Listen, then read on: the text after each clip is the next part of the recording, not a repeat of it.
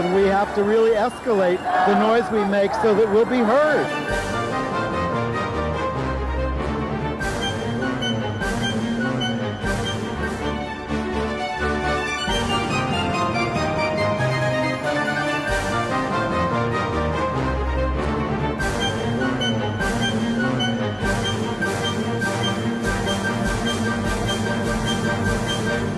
Welcome to Gay USA. I'm Andy Hum, and I really don't feel like talking this week, but we have to. Well, if you think I'm going to do the whole thing, you're wrong. I'm Ann Northrup, and civil war has broken out already. I think that's the theme today.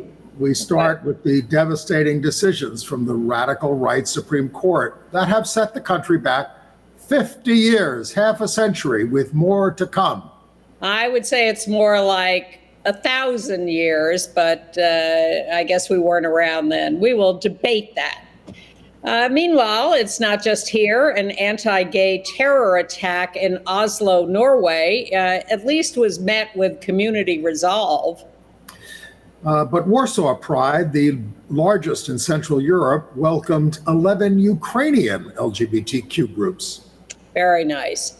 Back over here, burning the rainbow flag has become the new burning of crosses. In Youngstown, Ohio, a drag artist aided by LGBTQ teenagers vanquishes a hatemonger. And from New York, reports on the Dyke March, NYC Pride, the Queer Liberation March, and Harlem Pride. Don't Say Gay in Florida kicks in this week, and it is even worse than we thought. I think this may be the worst story of the week. Well, no, let me not establish hierarchies of horror. But a prestigious award from the Library of Congress is going to gay historian George Chauncey. The trial of Brittany Griner in Russia is getting underway this week. And we will have updates on the deadly meningitis outbreak among gay and bisexual men in Florida and on monkeypox nationwide. Quite a list. It is.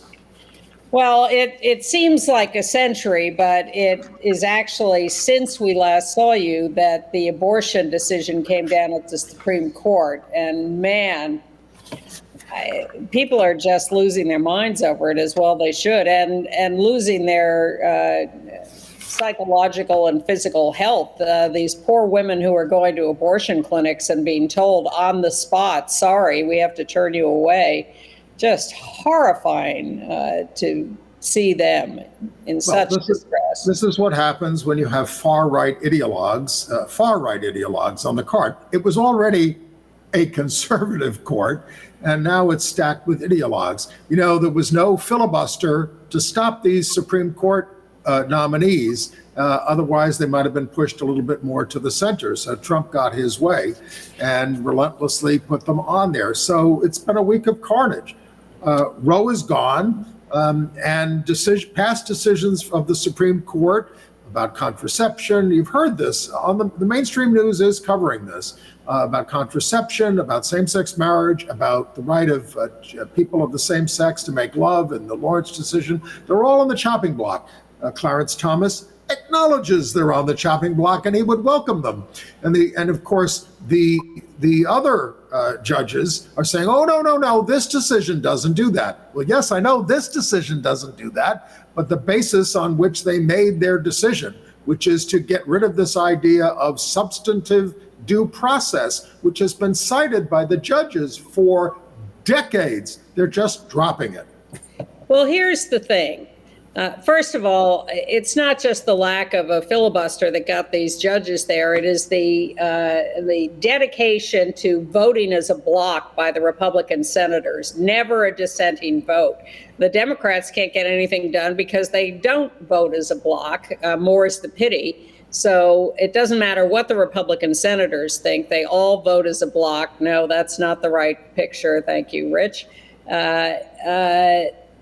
And so they can put these judges in power. But the basis for Roe v. Wade and for Griswold and for same-sex marriage and for getting rid of the sodomy laws is the idea of personal bodily autonomy, personal choice in what you do with your own body.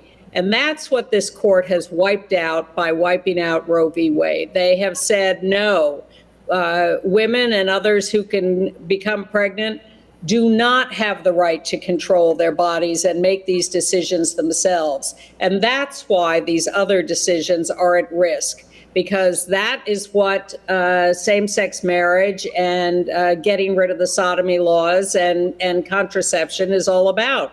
The right of us as individuals, life, liberty, and the pursuit of happiness, the right of us to make those decisions. And without that, we're right back in Handmaid's Tale territory, and we're going to see one after another. We're going to tell you a lot of stories this week about this.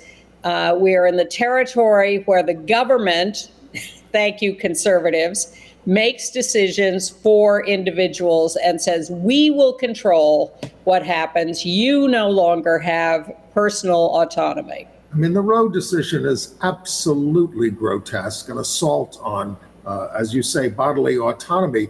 And some states are ready to hunt down those who seek abortions. I mean, it turns anyone seeking one into a criminal. The doctors who do it could face life in prison in some of these states. I mean, this is the changed landscape. And if the Republicans take back power in 2022 and in 2024, they can pass a nationwide ban on abortion. And believe me, they would get rid of the filibuster to do it, because this is about life, something the Democrats aren't willing to do, which is get rid of the filibuster and enshrine abortion rights. And because they are ruthless and shameless, and they're not holding back on any of this. Also, what was I going to say? The joke about all of this is that the Roe decision says, well, you can't have bodily autonomy. You can't have the right to reproductive freedom because in the 18th century, that was not legal. Well, guess what? In the 17th century, it was. Actually, in the 18th century, it was the 19th century where they stopped it. Before they made abortion illegal, it was legal. It was legal in the colonies. It was legal around the world. And we're calling on Biden and Senator Smith and others, do this on federal land in the states where abortion is banned. Do it at military bases. I didn't realize it was done on military bases before Roe v. Wade. They made women in the military who got pregnant have abortions. But then when the Hyde Amendment came in, they had a big fight over whether or not they would still do them on military bases. It's gone back and forth on federal land. But yes, sure, why not? That's certainly something the Biden administration could do. Or reservations, Native American reservations, if possible. But we have to be— horrible to use that word. We have to be creative about fighting this, but it's still devastating. And again, you're wondering, well, what can I do out there? Well, you certainly better pay attention to the midterms, because if we don't hold on to the Senate, which is going to be a heavy lift and difficult, but if we don't hold on to it, no more Biden judges of any kind are going to be confirmed. Now, Andy, I will give you a guess. Who do you think, as a television anchor, is the most dedicated to talking about Lawrence v. Texas and sexual privacy at home in the context of this decision every single time this subject comes up? Anderson Cooper. He engages in sodomy. Joe Scarborough. Oh. Over and over and over again, the right of people to privacy in their sexual behavior at home. He is the only one who has noticed that this is at risk. Well, of course, it is at risk. And of course, everybody running for office has to be put on the spot, asked questions like, so your 13-year-old daughter gets raped, she should carry the child to term. That's your position? You got to be firm about that. And also— well, most of them would say yes. They didn't used to. That's the kind of position that used to be seen as so extreme just a few years ago that it would help Democrats overcome Republicans in states like Missouri. Well, you remember Michael Dukakis, when asked if his wife was raped, how he'd react. He didn't have a good answer. But the point is that this is horrendous on the subject of reproductive rights and privacy. But this is really, truly coming after everybody and coming after people in same-sex relationships very directly. The court will stop at nothing to decide that same-sex marriage should be a states' rights question. And I think what that a nightmare.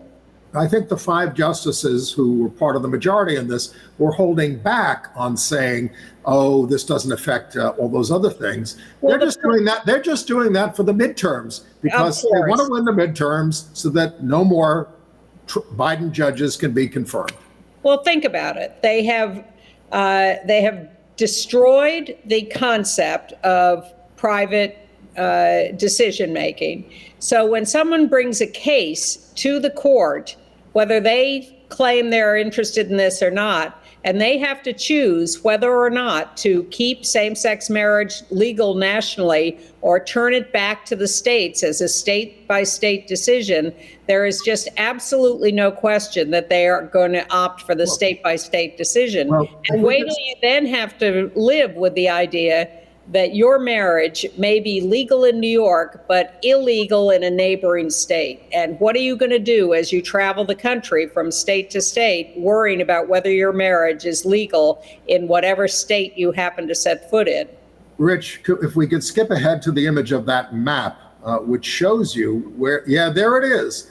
In all those red areas, same-sex marriage would be illegal again, because many of them have constitutional amendments against it that were not repealed after the Obergefell decision. And then even in California, they have Prop 8 in their constitution. You can't get married. It was overturned by the court, or that they, you know, and states like Oregon, which ought to know better, and Virginia. So these are other states where people aren't going to be married. Only in those nice pale areas, those, you know, are the ones where same-sex marriage is affirmed by law. Nevada was one of the states that did legislatively get rid of, and through their constitution, got rid of that ban. But it's not happening in a lot of other states. Because when the Supreme Court renders a decision that overrules those kinds of state constitutional amendments or laws, the states tend to just move on and forget it and not correct their laws. That's what happened with Roe. Exactly. Roe v. Wade, 1973, almost no states moved to get rid of their anti-abortion laws. And there are still a quarter of the states, I believe, 13 states that still have sodomy laws on the books.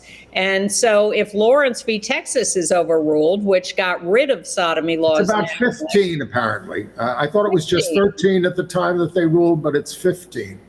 So those immediately go back into effect, and you now are a criminal for having sex with a same-sex partner.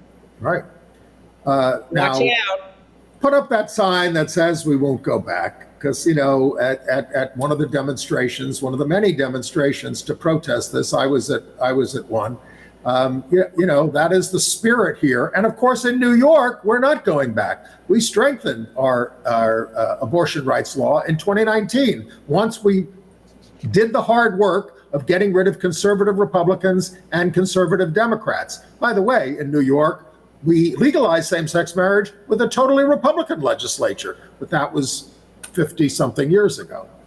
So people are talking about various schemes to expand the court. I heard this thing about guaranteeing each president 2 appointments, term limits, all sorts of things, but none of that is going to happen soon, if ever. We need a new country. There was, now, by the way, last week we told you about Maine having to fund religious schools. They've already overcome that, and some of these things can be overcome. Maine said, we have a civil rights law, so we will say, now, it doesn't bind religious groups, but we can say in the funding of private schools, all private schools, they must abide and not discriminate on the basis of sexual orientation and gender identity. And that's what they're doing. They are not going to give the money to those two schools. So it's a Pyrrhic victory for the religious schools. And then, of course, another religious decision this week by the court, tearing down the wall between church and state. Show that picture of the prayer at the 50-yard line by the football coach. They said, oh, no, this is private prayer. This is a public display. This guy was, they ended his contract because he wouldn't back up on these public prayers at football games. But the Supreme Court says, that's fine. Yeah, and Gorsuch wrote that decision and lied about the facts of the case and said that it was quiet private prayer, when in fact, as you see, it is a huge huddle of players from both teams joining the coach at midfield to engage in prayer. I also was reading something just today about, I think maybe it was in a letter to the New York Times about athletes in South Carolina who have been kicked off teams and refused playing time if they don't go along with the coach's demand for prayer by the athletes. That's the problem, and the Supreme Court doesn't care. Well, they refuse to acknowledge that that's a real issue. Well, most of the comments on these decisions that you read say, let them try bringing out a Muslim prayer mat and see what happens. Now, they also made a decision about guns in New York. We can't have our restrictive concealed carry law anymore. And other states are responding to this by trying to create sensitive areas, like the Supreme Court, where you're not allowed to bring in a concealed gun, like the NRA convention when former President Trump was speaking. These are sensitive areas, and we can create large swaths of sensitive areas to try to deal with this decision. But the gun ruling does make it harder, for public safety at this point. Well, you look at the hearing yesterday, as we're taping on Wednesday, with Cassidy Hutchinson testifying, and the video they showed of the Proud Boy types in trees at the Trump rally on January 6th with guns, and the cops, audio recordings of them.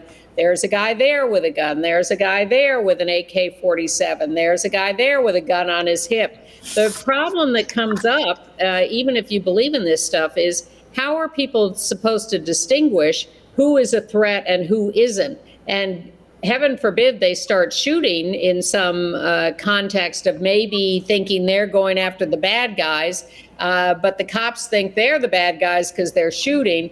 It's just homicidal chaos. This is horrible. It's hard to believe that many will still defend Trump after those blistering hearings on January 6th. But of course, many are sticking by him, documenting, even though it documented his sedition and the sedition of his gang. And the Heritage Foundation has already set up a 2025 presidential transition project peopled by almost nothing but Christian fascist groups. Alliance Defending Freedom, the Claremont Institute, that's John Eastman, the lawyers group, Concerned Women for America, Family Research Council, First Liberty Institute, Pro-Life America, and more. And they will undo every decent executive order you ever got out of Joe Biden. Well, I'm happy to shine one bright light in the primaries this week. The horrible right-wing election result denier who was running for Secretary of State in Colorado got defeated in the primary, Peters. So she at least is on the shelf for the moment, but I'm sure there will be many secretaries of state elected around the country who are Trumpists and who want to overthrow the election system. Which, James Essex, our pal at the ACLU, says, look, we're still going to try to fight at the lower courts. But we all need to step up our political engagement. But, we are in a rotten system in this country. And short of really overhauling our system, I don't think we can make a tremendous amount of progress, certainly on the kind that we were seeking. But there was one good Supreme Court decision this week, Coral Gables Ministry. They sought to sue the Southern Poverty Law Center for libel for saying that they're a hate group, and this was depriving them of the Amazon Smile stuff, being on the funding stream. And everybody but Clarence Thomas said, no, you can't. And Thomas tried to say, they're not a hate group. They object to homosexual conduct. No, they have people in their organization who want us put to death. Well, I have, unfortunately, a countervailing note, which is that Facebook and Instagram are now censoring abortion information on their sites. They are removing posts that give people information about buying abortion pills and where to get abortions. Facebook, Instagram. We will find another way. Before abortion was legal in New York, we had an underground system run out of the Judson coat hangers and illegal doctors. Awful things are happening already, but people are working really hard to get out information as much as possible. And if Facebook's not going to help, we'll find another way. Right. All right. All right. Are we moving to Pride things just to cleanse our minds for the moment? Well, it's not going to cleanse your mind to start in Oslo, and I think we should, because it was a total outrage. Well, before that march, they didn't have their Pride march because they had a massacre there. A terrorist opened fire on a gay club and 2 others on the eve of Pride, killing 2, injuring 19, 10 seriously. So in its wake, Pride was canceled, and they had this protest march. They went to the site there, and not for celebration, but to mourn. The suspect is a 42-year-old Norwegian citizen, originally from Iran. He came as a kid with a record of minor crimes, charged with murder, attempted murder, terrorism. He used an old model fully automatic weapon because the new ones have been banned. Norway is very sensitive to this. They had a 2011 attack that killed 77 people. The mayor of Oslo called it gruesome. The prime minister called it deeply shocking. And there you see the crown prince and princess of Norway there with the prime minister on the far right there. The head of the parliament is of Iranian descent in Norway. And he said, the week before, he flew the rainbow flag over the parliament saying, we celebrate queer diversity here. And he called the attack sad and unacceptable. Well, and I'm so proud of the people, the LGBTQ community of Oslo, for insisting on going out in the street anyway for that huge march that you saw. If you can show that picture again, that would be great. Yes. And again, it wasn't a celebration. It was a protest. But they did not abide by the cancellation of the parade. They said, we are not staying home. We are going out in the street. And they did. President Biden issued a statement of condolence and solidarity. Yeah. So then we moved to Turkey, where until a few years ago, they had a successful, joyous Pride celebration in Istanbul every year. But ever since Erdogan took power, he has been forbidding the parade, cracking down, and sending the cops out after people. And this is a picture from this year. We've shown you these pictures for the last few years. The police violently arresting 370 people. Turkey is in NATO and, is supposed to abide by. Is it, or is it not quite in NATO yet? I think it is. They were the ones who were trying to stop, Finland and Sweden, but they let up on that. Okay. So it's just awful. And it's the same thing as here. It is an appeal to the religious right, which is a solid block over there. And again, the people keep trying to go out in the streets. They're not letting themselves be intimidated by it, but they are getting violently attacked by the authorities. Better news in Warsaw, where they had Pride. It's the largest one in Central Europe. They incorporated Ukrainian LGBTQ people with 300 members of Kyiv Pride. In all, 11 Ukrainian LGBT groups participated in this year's Warsaw Pride. But back to the United States, where, many cities and towns and states are flying pride flags. And we have been telling you stories about flags being torn down and ripped apart. And they took it a step further in Lansing, Michigan, where a guy was caught on videotape dousing a pride flag with gasoline and then setting it afire. Five flags have been stolen over the course of the week. They're all over Michigan Avenue. And so this was on June 28th. It really is reminiscent of the cross burnings of the KKK years ago, all to inspire terror, obviously disapproval. People of the same mindset. Police are searching for the perpetrator. Another flag has been put up in Lansing. All right. And in Ohio, at Youngstown Pride, they included a kids show at a theater, and a drag queen, Robert Dyke Jokey, was on stage when a man took the stage, calling him a pervert, and said, accused him of grooming and indoctrinating children. This is the new watchword. Robert countered with his own message. He started singing Over the Rainbow, which made the disruptor crazier, but other performers joined Robert on stage singing, and then the audience drowned out the disruptor, and a crowd of, quote, queer and non-binary teenagers made the disruptor run away.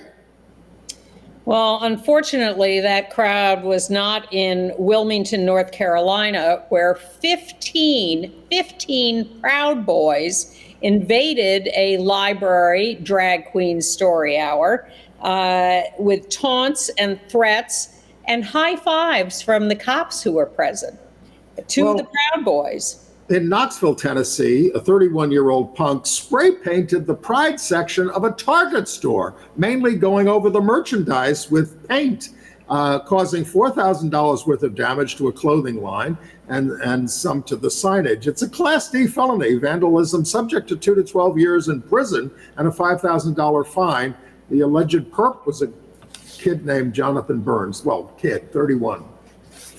All right, let's go to the more peaceful celebrations in New York this last weekend and elsewhere. Well, you and I participated in the Queer Liberation March that started downtown, and it was great fun.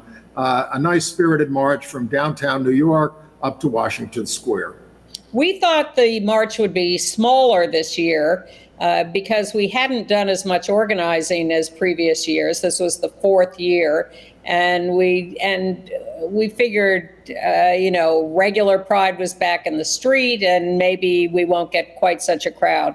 But there were, as in the previous 3 years, tens of thousands of people who showed up spontaneously. Obviously, the Queer Liberation March has become a thing, and people will show up because we created an event that is a grassroots, public, free-for-all that is what people really want. No barricades, no cops, no corporations, no floats, just people in the street. And in this week of Roe v. Wade and all the other threats, people showed up to protest, and it was a huge success. Listen, we were protesting all week, not just the abortion decision, the gun decision, gays against guns was out there, but Heritage of Pride tried to get a little bit in the spirit of what's going on in the world, and they put Planned Parenthood in the front of their parade, a rare political statement.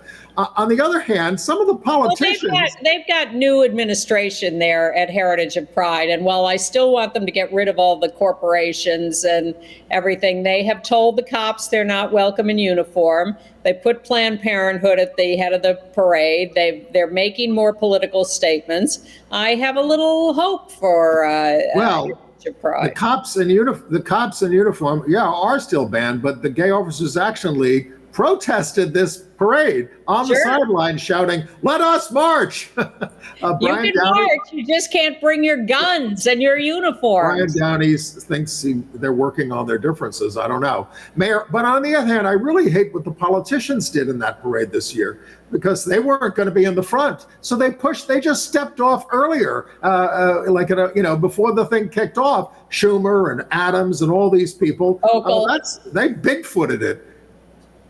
Well, fine, but they were not in the main parade, so they lost that of visibility.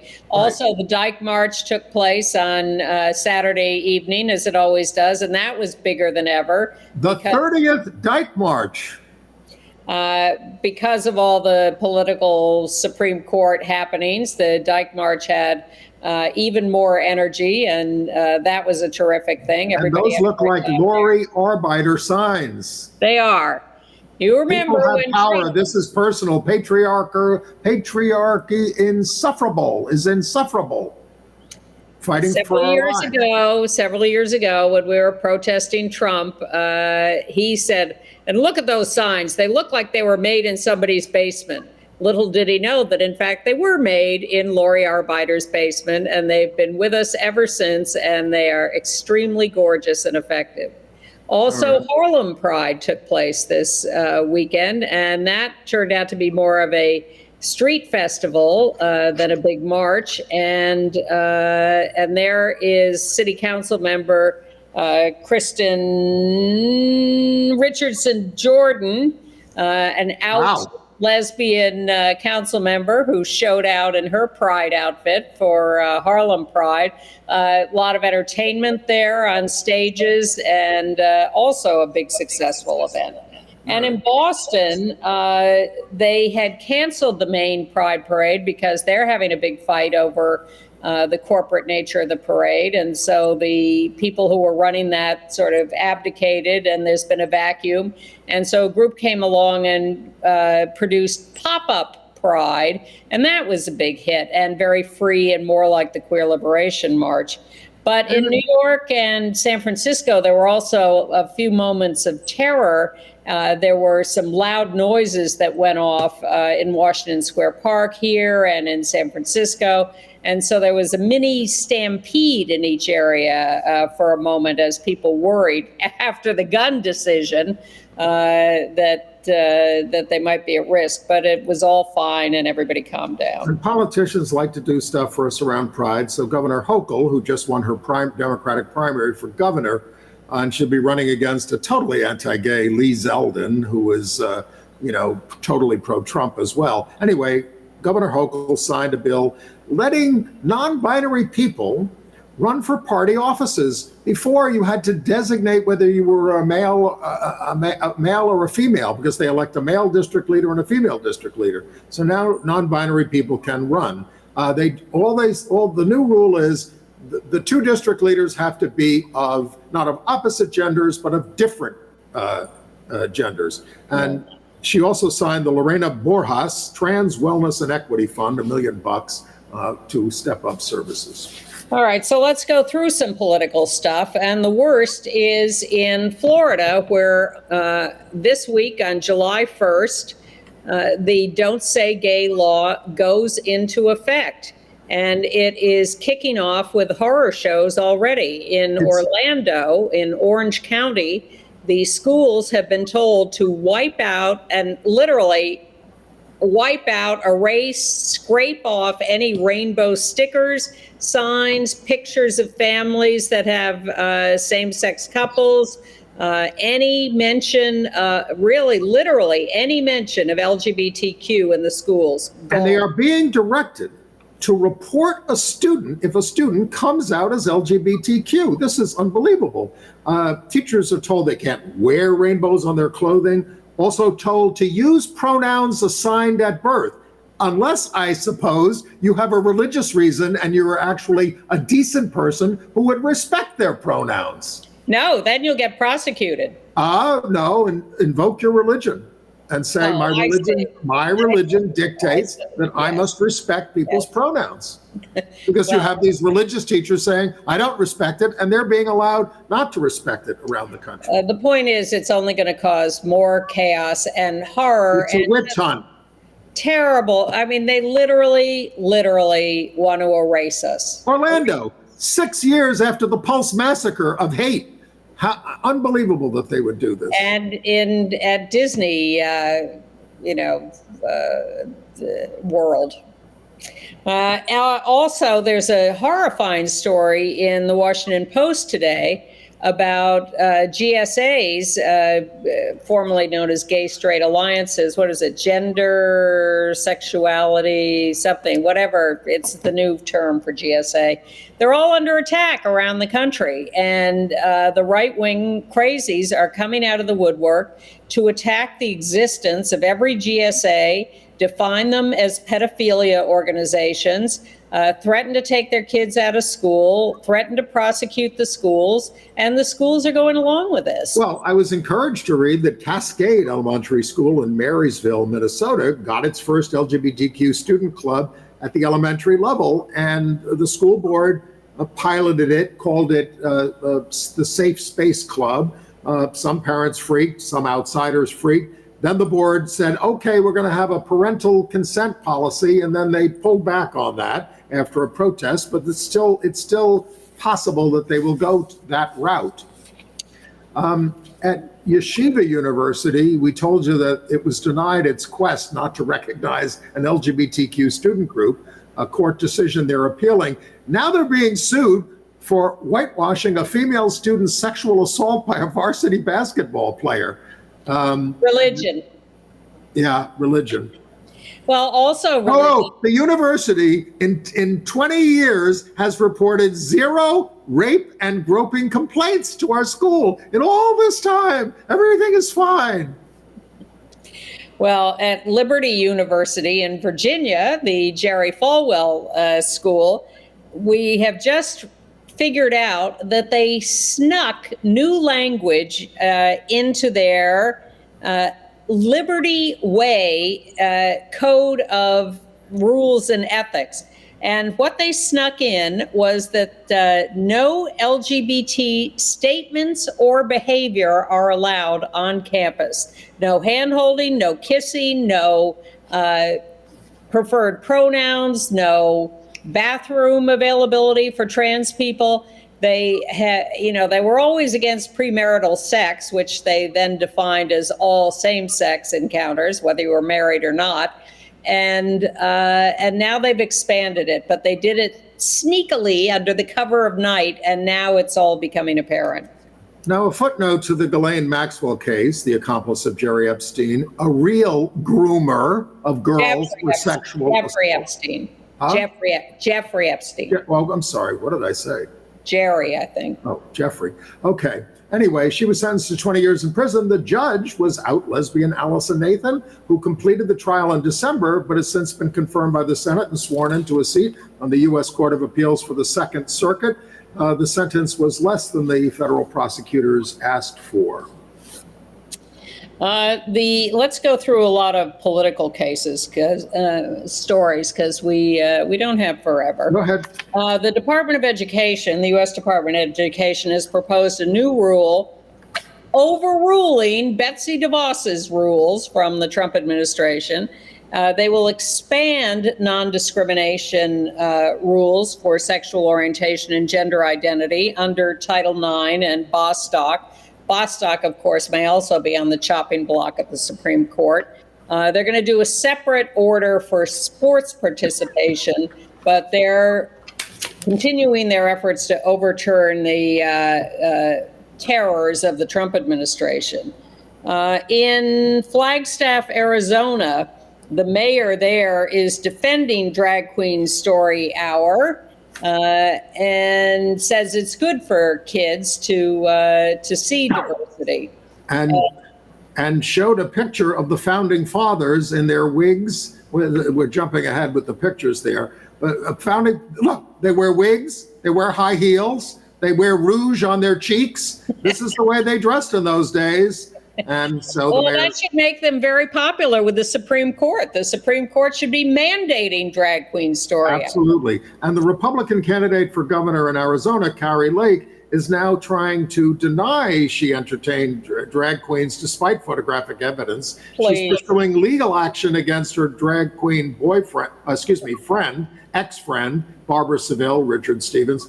Seville's lawyer says, bring it on, calling Lake a bully.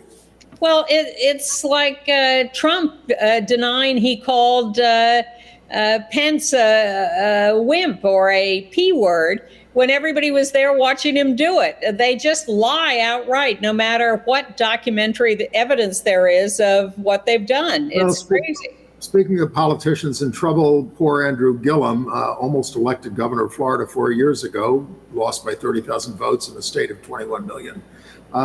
He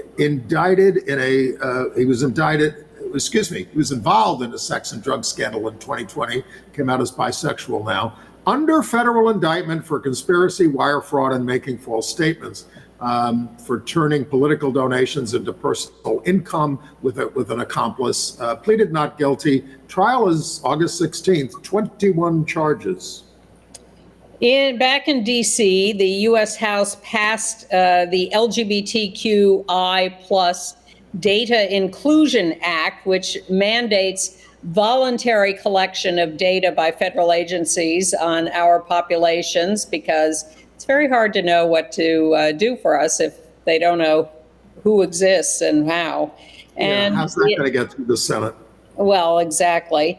Tommy Tuberville in the Senate tried to get unanimous consent for a Mike Lee bill that was a national ban on trans athletes, but Senator Mazie Hirono of Hawaii immediately blocked it. So that at least is one good news piece out of the Senate. She's a strong ally. Fantastic. It turns out, in these January 6th committee hearings that you've heard mention of Ken Klukowski, this is all, it was a week ago, so we've forgotten about it.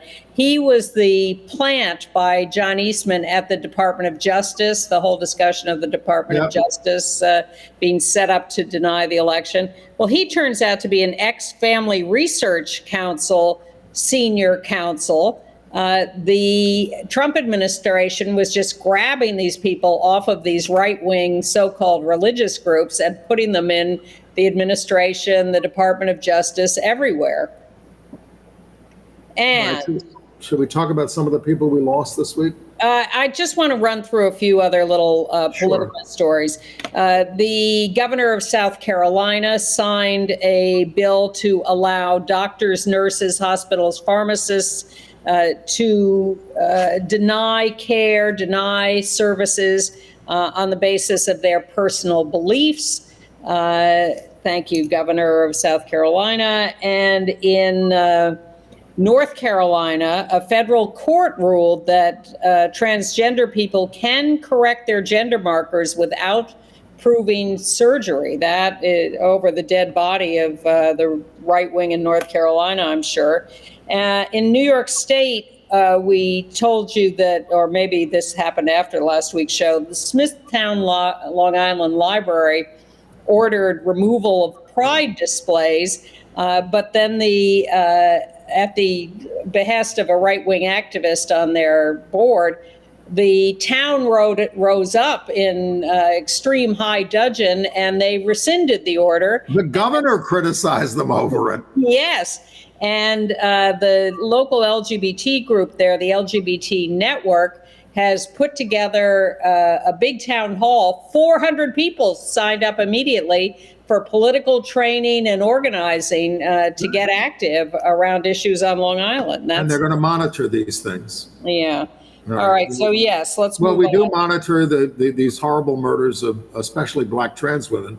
Yeah. We had Shawmale Giselle Marie McClam, 27 years old, shot to death in Mississippi, Gulfport, June 21st, the 18th such murder. Her sister was also critically injured in this attack inside a residence where her brother, mother, and 2 other kids were there.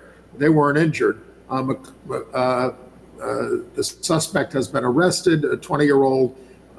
It's just devastating. Chaminade was a certified nursing assistant and a huge loss to her family. And an advocate for the trans community. Yeah. And in Milwaukee, trans woman Brazil Johnson was murdered, 28. No arrests, no motive known.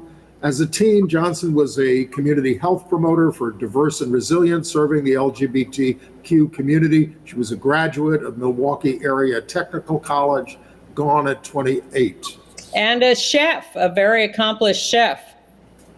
We also lost James Ratto at age 90, the co-creator of the play Hair. He created it with his then lover Jerome Ragney. Ratto identified as omnisexual and very lauded. Shall we talk about George Chauncey? Sure. Very famous gay historian. Not dead. Not dead. 67 years old, professor at Columbia University, author of Gay New York, expert witness at same-sex marriage trials across the country. He was awarded the $500,000 Kluge Prize from the Library of Congress, given to those whose scholarship has resonated both inside and outside academia. And he's now collaborating with the Library of Congress, historians and curators on an AIDS memorial quilt archive collection. Chauncey is director of Columbia University's Research Institute on the Global History of Sexualities. He says in his teaching he has had to convey both the almost unimaginable degree of repression that people face, as well as their extraordinary resilience. Boy, could we use resilience now.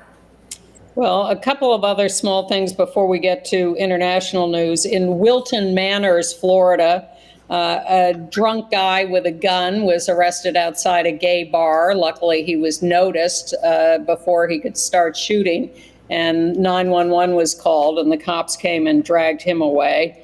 And good news from, this is crazy, Tennessee, East Nashville. Out lesbian Kelly Easter has been applying to foster refugee children.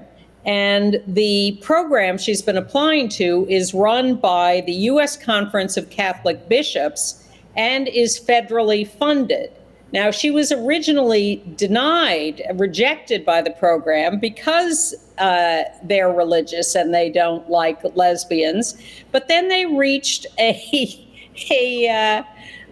compromise. The U.S. Conference of Catholic Bishops says, well, you're single.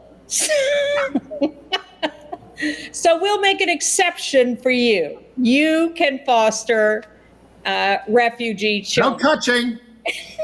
Now, there is a married same-sex couple that has also applied to this program and has not been approved, and they are still suing because this is a federally funded program and shouldn't be allowed to discriminate.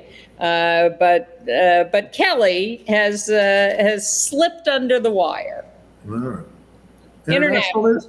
Yeah. Well, Brittany Griner's quote-unquote trial is set to begin Friday in Russia. It's expected to take 2 months. Charge of narcotics possession when traces of hashish were found in her vaping instrument, allegedly. Maybe, yes. Yeah.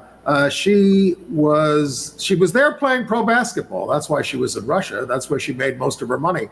But now she's a political pawn. She faces 10 years in prison. 1% of those charged in Russian courts are acquitted. The U.S. has said she is being wrongfully detained. Now, her detention has been extended for 6 months.